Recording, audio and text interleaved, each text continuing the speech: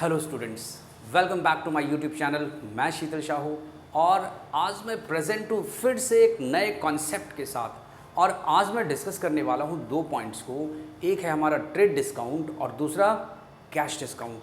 Student, जैसा कि हम लोगों ने जर्नल एंट्रीज़ का जो चैप्टर है इसका पार्ट 1 हमने प्रीवियस वीडियो में डिस्कस किया है जर्नल को लेकर, और आज मैं जो डिस्कस करने वाला हूँ जर्नल एंट्रीज़ के चैप्टर में ही दो कॉन्सेप्ट को, ट्रेड डिस्काउंट और कैश डिस्काउंट को। जैसे कि हम देखते हैं मिस्टर एक्स जो है ये एक रिटेलर है, ऐसे एज्यूम करते हैं हम। मिस्टर एक्स जो है वो रिटेलर है और मिस्टर वाई ये होलसेलर है, ठीक है, ये होलसेलर है, ठीक। मिस्टर एक्स गया मिस्टर वाई के पास और मिस्टर वाई के पास जाकर इसने क्या कहा, मुझे 100 टी शर्ट्स चाहिए, 100 टी शर्ट्स चाहिए, मल्टीप्लाई रुपीज़ 100, 100 रुपये का एक, इट मीन्स 10,000 रुपीज़ का पेमेंट इसे करना है। मिस्टर वाई ने क्या किया, जो कि होलसेलर है, मिस्टर वाई ने एक ऑफ़र किया मिस्टर एक्स को कि आप ऐसा करो, अगर आपने 200 टी शर्ट्स परचेज़ किए, ठीक है, अगर आपने 200 टी शर्ट्स परचेज़ किया तो मैं आपको 10% का ट्रेड डिस्काउंट दे दूँगा, ठीक है। अब क्या होगा, मिस्टर एक्स सोचेगा कि ओके, इसका मतलब ये है कि अगर मिस्टर एक्स ने 200 टी शर्ट्स अगर परचेज़ किया, ओके, 200 टी शर्ट्स परचेज़ किया, 100 रुपीज़ ईच, मीन्स इसे पे करना होता 20,000 रुपीज़, क्योंकि ये क्वांटिटी ज़्यादा परचेज़ कर रहा, इसमें उसे मिलने वाला है less 10% trade discount. Mister Y जो कि होलसेलर है, इसने अलाउ किया 10% ट्रेड डिस्काउंट 2000, और अब इसे पे करना है केवल 18,000 रुपीज़, ओके। अब मिस्टर एक्स को पे करना है 18,000 रुपीज़, ठीक। 20,000 का प्रोडक्ट, 10% ट्रेड डिस्काउंट और पेमेंट करना है सिर्फ 18,000। मिस्टर एक्स जो है ये ज़रूर सोचेगा, है ना, कि क्यों ना हम बल्क में परचेज़ कर लें, जहाँ 100 टी शर्ट्स परचेज़ कर रहे थे वहाँ हम 200 टी शर्ट्स परचेज़ कर लें, ठीक है, ओके। इसके बाद फिर मिस्टर जो वाई है वो एक और ऑफ़र करेगा मिस्टर एक्स को कि यदि आपने, इफ़ यू पे इन कैश, अगर आप जो है कैश में पेमेंट करते हो तो हम आपको 5% का और डिस्काउंट देंगे, और वो डिस्काउंट होगा कैश डिस्काउंट, 5% का कैश डिस्काउंट देंगे, ठीक है। तो मिस्टर एक्स ज़रूर कोशिश करेगा कि ये डिस्काउंट भी अवेल किया कर ले, है ना, और मिस्टर एक्स जो है इसे पेमेंट करेगा कैश में, और 18,000 का 5% क्या हो गया, ये 900 रुपीज़, ये भी लेस करेंगे, 17,100 रुपीज़ जो है मिस्टर एक्स को पड़ेगा अगर वो 200 टी शर्ट्स परचेज करता है तो। मीन्स क्या हो गया, 10% trade discount and 5% cash discount. Actually trade discount दिया ही इसलिए जाता है कि जो परचेजर है वो बल्क में परचेज़ करे, है ना, वो लार्ज क्वांटिटी परचेज़ करे। और कैश डिस्काउंट हम इसलिए देते हैं, है ना, ताकि कैश ट्रांजैक्शंस, कैश जो है जल्दी से जल्दी मुझे मिल जाए, जो सेलर है उसे कैश जल्दी से जल्दी मिल जाए, कैश में ट्रांजैक्शंस ज़्यादा से ज़्यादा हों, ठीक है। तो ट्रेड डिस्काउंट को हम अपने बुक्स ऑफ अकाउंट्स में कभी भी शो नहीं करते, ठीक है। ट्रेड डिस्काउंट को हम अपने बुक्स ऑफ अकाउंट्स में शो नहीं करते, लेकिन जो कैश डिस्काउंट है इसके लिए इसे हम मतलब अपने बुक्स ऑफ अकाउंट्स में शो करते हैं, इसकी एंट्री होती है, ठीक है। तो ये दो पॉइंट, ये दो डिस्काउंट हो गए, दो तरह के, एक ट्रेड डिस्काउंट और दूसरा कैश डिस्काउंट। आइए इससे रिलेटेड जो है हमने जो कुछ भी अभी डिस्कस किया, इससे रिलेटेड थोड़े से कॉन्सेप्ट्स को हम रीड कर लें। ट्रेड डिस्काउंट क्या कह रहा है, trade discount is a discount, trade discount is a discount allowed by the seller at the time when goods are sold in large quantity. कौन देगा, सेलर देगा ट्रेड डिस्काउंट जब गुड्स को हम लार्ज क्वांटिटी में परचेज करेंगे। It is normally allowed by the seller to the purchaser. Generally कौन allow करेगा, सेलर अलाउ करेगा to the purchaser who sells the goods further, okay.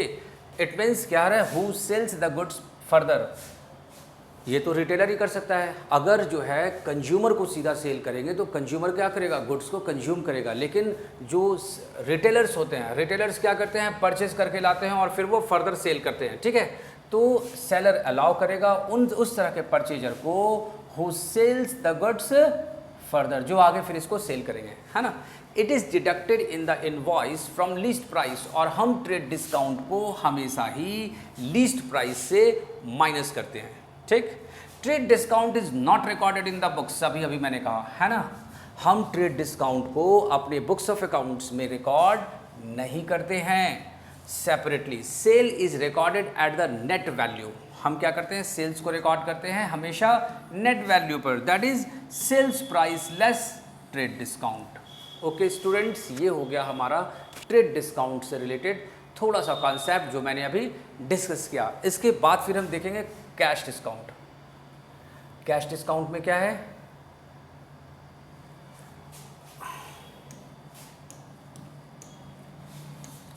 Cash discount is allowed by the seller of goods to encourage early payment. क्या encourage कर रहा है ये, early payment को, कि मीन्स क्रेडिट ट्रांजैक्शंस ना होकर, क्रेडिट सेल्स ना होकर कैश सेल हो, है ना। सेल करने के बाद हम कैश रिसीव करें, और इसलिए कैश डिस्काउंट अलाउ किया जाता है। Cash discount is allowed after allowing trade discount from the invoice price.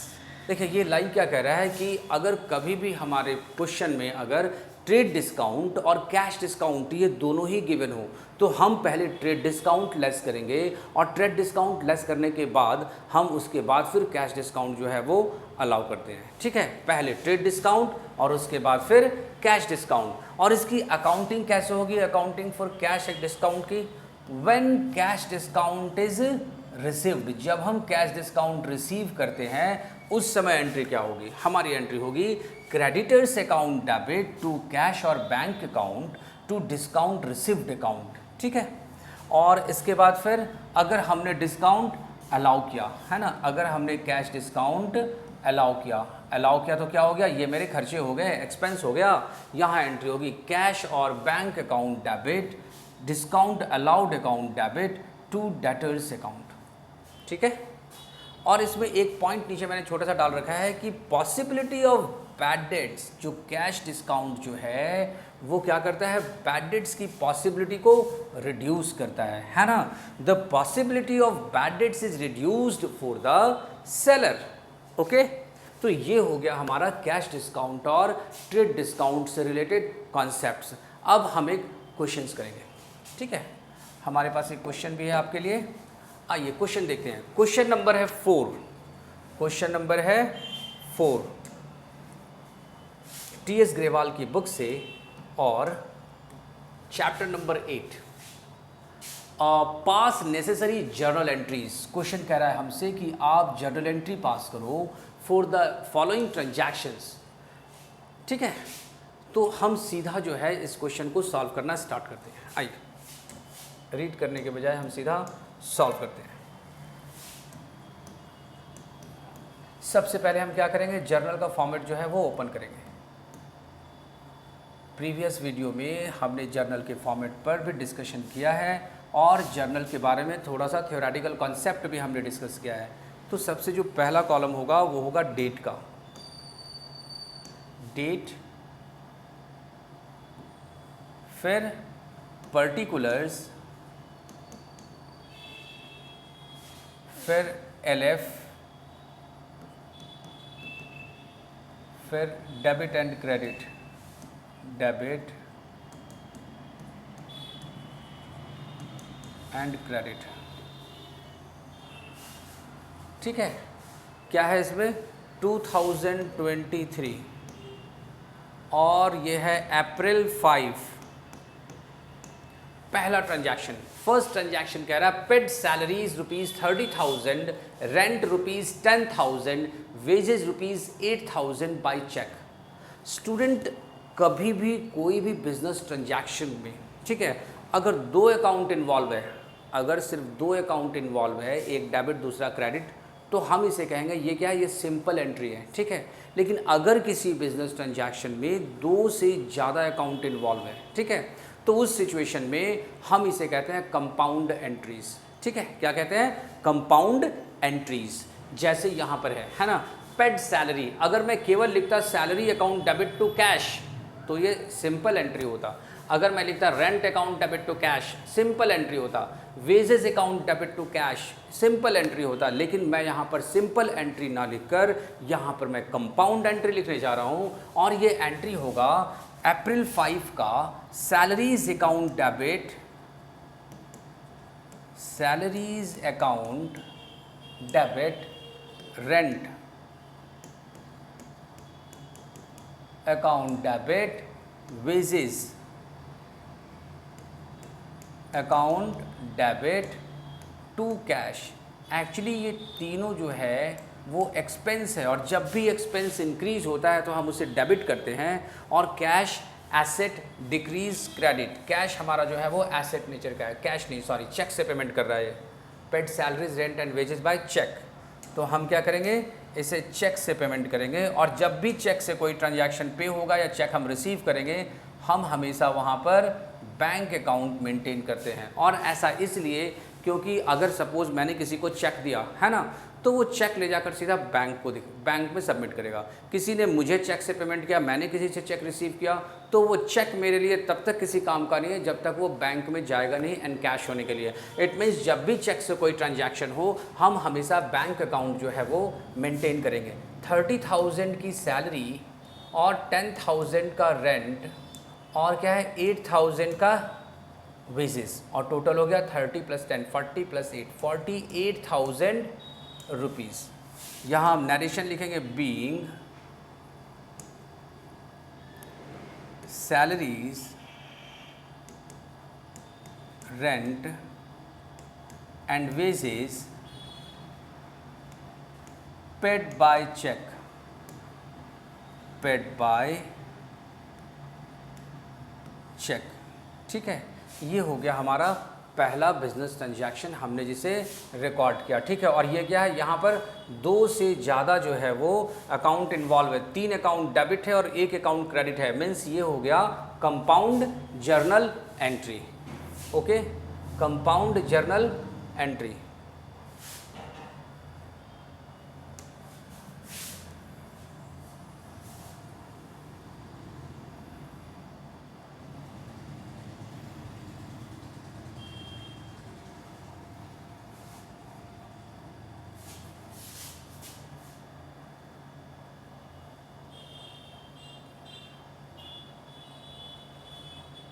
देखते हैं अगला ट्रांजैक्शन क्या कह रहा है। नेक्स्ट ट्रांजैक्शन कह रहा है हमसे April 7 purchase goods from Hari for ₹30,000 at 10% trade discount and 2% cash discount. Payment was made immediately. ठीक है, यहाँ पर क्या कह रहा है, हमने हरी से 30,000 रुपीज़ का गुड्स परचेज किया जिस पर 10% का ट्रेड डिस्काउंट है और 2% का कैश डिस्काउंट है। ओके, तो गुड्स कितने का, गुड्स है 30,000 रुपीज़ का, गुड्स है यहाँ पर 30,000 रुपीज़ का। हम क्या करने वाले हैं, इसमें 10% का ट्रेड डिस्काउंट लेस करने वाले हैं, less 10% trade discount. Okay, means 3,000 हमने ट्रेड डिस्काउंट यहाँ पर माइनस किया, टोटल हो गया ये 27,000, और फिर हम यहाँ पर लेस करेंगे 2% कैश डिस्काउंट। क्यों, क्योंकि ये इमीडिएट पेमेंट जो है वो कर रहा है ना। 2% कैश डिस्काउंट, 27,000 का 2% होगा 540। ठीक है, 540। और इस तरह से हम क्या करने वाले हैं, 27,000 माइनस 540 हो गया ये 26,460। ठीक है, ये है हमारा क्या परचेज प्राइस। और हमने क्या किया, हरी से परचेज किया और पेमेंट भी इमीडिएटली कर दिया। तो यहाँ पर जो हमारी एंट्री होगी अप्रैल 7 की, अप्रैल 7 एंट्री होगी purchase account debit, purchase account debit, purchase account debit 27,000। यहाँ पर जो 3,000 का कैश डिस्काउंट है हमें उसे शो करने की ज़रूरत नहीं है। ठीक, 27,000 का हमने गुड्स परचेज किया, टू कैश हमने जो पेमेंट किया है, कैश से पेमेंट किया है, yes, payment was made immediately. Cash में पेमेंट किया कितना, 26,460, एंड जो हमें कैश डिस्काउंट मिला, discount received discount received, amount होगा 540। Actually purchase expense increase debit, purchase का जो नेचर है वो एक्सपेंस नेचर का है। Purchase expense increase debit, cash cash asset decrease credit, and discount received ये रेवेन्यू नेचर का है, और जब भी रेवेन्यू इंक्रीज होता है हम उसे क्रेडिट करते हैं, ठीक है। और यहाँ पर हम नरेशन लिखेंगे, बीइंग गुड्स परचेज्ड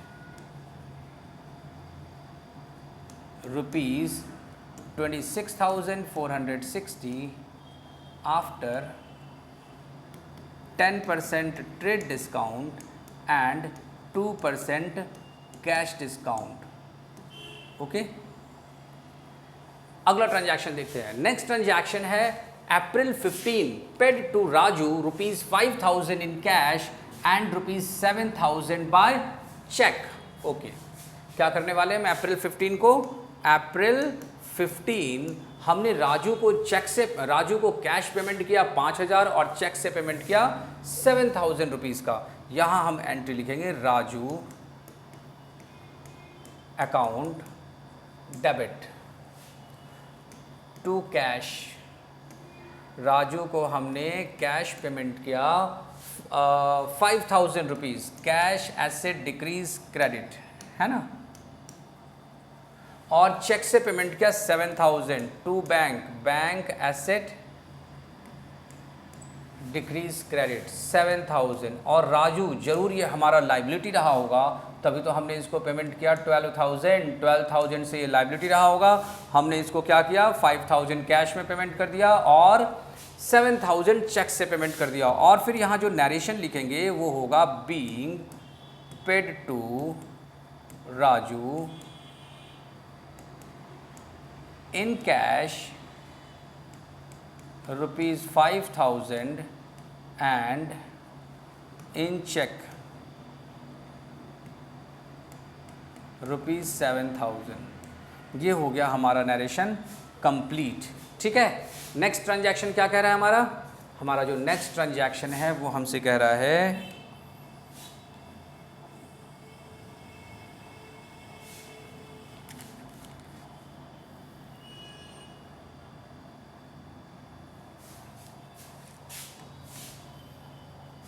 अगला ट्रांजैक्शन देखते हैं। आप ट्रांजैक्शन नोट करते चले जाना क्योंकि हम आगे बढ़ते जा रहे हैं।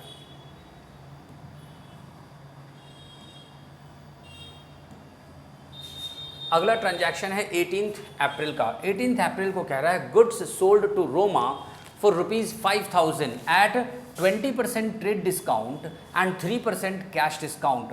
Half of the payment was received immediately. इसमें क्या कहा, हाफ जो पेमेंट है उसे इमीडिएटली हम रिसीव कर रहे हैं। इसका मतलब है कि जितना अमाउंट हम कैश में रिसीव कर रहे हैं, केवल उस अमाउंट पर हमें 3% का कैश डिस्काउंट देना है। जितना अमाउंट मुझे पेमेंट नहीं हो रहा है, हम उसे क्या करेंगे, हम उसके लिए कोई भी कैश डिस्काउंट रोमा को अलाउ नहीं करेंगे। देखते हैं यहाँ पर 5,000 का गुड्स है ना, क्या क्या हमने 20% का trade discount, less 20% trade discount. 5,000 का 20% होगा 1,000 रुपीज़। ये हो गया कितना, 4,000, ठीक है, 4,000 हो गया। 4,000 में 2,000 का जो है कैश पेमेंट इमीडिएटली मिल रहा है ना, पेड। ये क्या हो गया, पेड। तो इस पर हम 3% का कैश डिस्काउंट लेस करेंगे, लेस 3% कैश डिस्काउंट। हमने क्या किया, 3% कैश डिस्काउंट किया। 2,000 का 3% होगा 60 रुपीज़ और हमें पेमेंट करना पड़ा 1940। और बाकी जो रिमेनिंग है 2,000 रुपीज़, ये क्या हो गया, ये हो गया क्रेडिट सेल, है ना।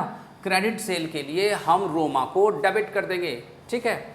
तो यहाँ पर जो हमारी एंट्री होने वाली है अप्रैल 18 की, वो होगा रोमा अकाउंट, रोमाज अकाउंट डेबिट 2,000, क्योंकि 50% का पेमेंट नहीं हुआ है। कैश अकाउंट डेबिट, यस, 1940 का कलेक्शन हो गया। हमने डिस्काउंट दिया कैश ट्रांजैक्शन पर 3% का, तो 60 रुपीज़। यहाँ एंट्री होगा discount allowed account debit 60 rupees to sales account. जब भी हम गुड्स सेल करते हैं हम हमेशा सेल अकाउंट मेंटेन करते हैं। ये हो गया 4000 रुपीज़ का गुड्स सोल्ड। यहाँ क्या लिखेंगे, बीइंग गुड्स सोल्ड रुपीज़ 4000। ये हो गया हमारा नरेशन 18 अप्रैल का। 18 अप्रैल के बाद देखते हैं 20 अप्रैल। 20 अप्रैल को क्वेश्चन कह रहा है goods sold to Ramesh for rupees 8000, he paid rupees 5000 by cheque immediately, है ना। हमने गुड्स बेचा है रमेश को 8000 का और इमीडिएटली वो 5000 का अभी पेमेंट कर रहा है, 3000 का पेमेंट नहीं कर रहा। इट मीन्स जो 3000 का जो हमने रमेश को सेल किया वो क्रेडिट सेल है, ठीक है। तो अप्रैल 20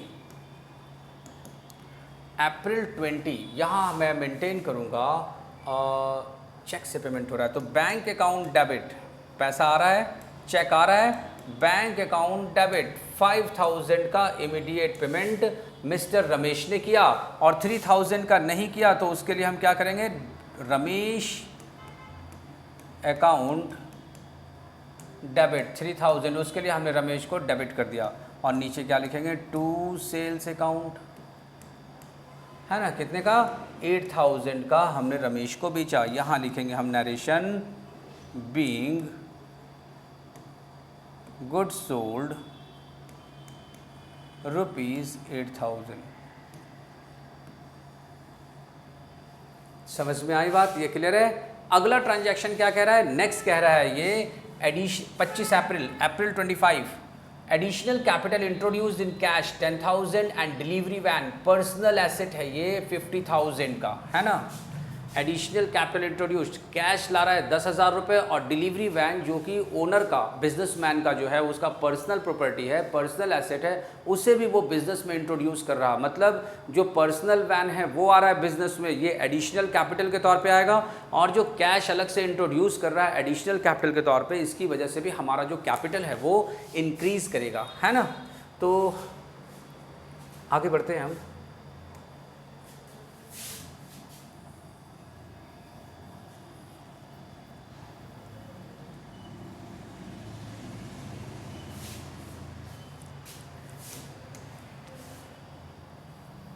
आप नोट करते चलना आप लोग।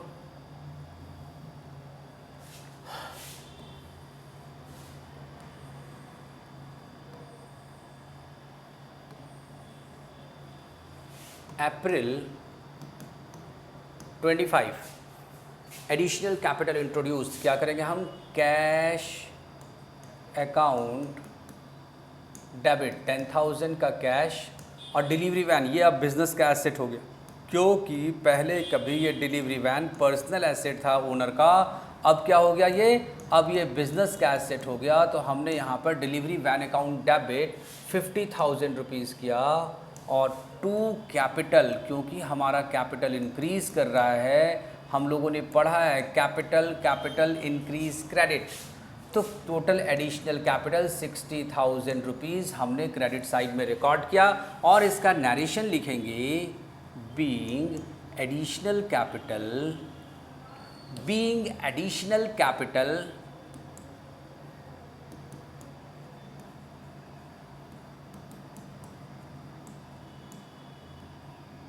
introduced रुपीज़ 60,000, ठीक है। अप्रैल 25 के बाद क्या, अप्रैल 26 क्या क्या, cash paid to Anil rupees 975, discount received 25। जरूर अनिल हमारा लाइबिलिटी है और अनिल लाइबिलिटी डिक्रीज डेबिट, हम इस सिचुएशन में अनिल को डिक्रीज करेंगे।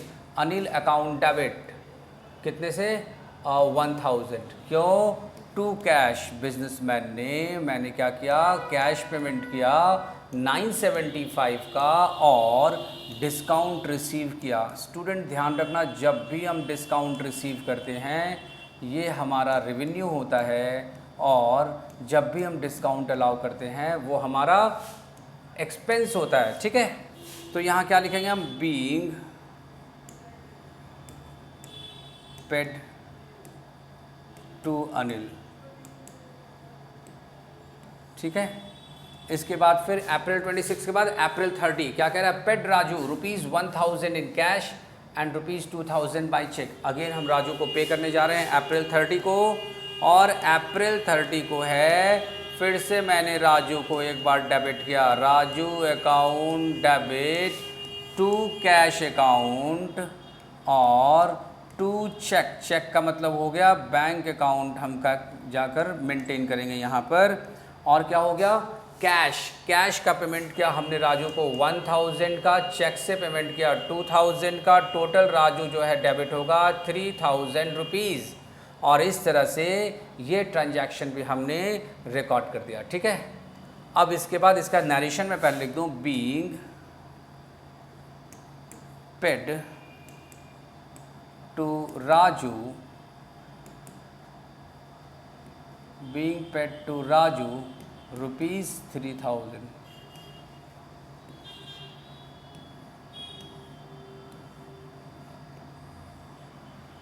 इसके बाद फिर अप्रैल 30 एक और ट्रांजैक्शन है, अप्रैल 30 एक और ट्रांजैक्शन है, paid ₹4800 to Mohan in settlement of his account of ₹5000। ध्यान देना यहाँ पर, इन सेटलमेंट ऑफ मतलब 5000 मुझे मोहन को पे करने थे और मैंने मोहन को केवल 4800 में निपटा दिया। ठीक है, मतलब 200 का मुझे क्या मिला, डिस्काउंट। 200 से हमने डिस्काउंट रिसीव किया। मोहन जो कि हमारा लायबिलिटी है उसे हम पे कर रहे हैं और वो भी वहाँ पर डिस्काउंट की फैसिलिटी हम जो है वो अवेल कर रहे हैं। एंट्री होगी Mohan account debit 5000 rupees to cash. Cash कितना दिया, टू कैश अकाउंट हमने कैश दिया 4800 रुपीज़ और फिर to discount received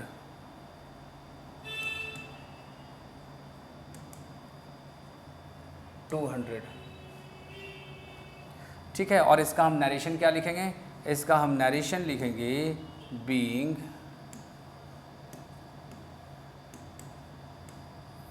paid to Mohan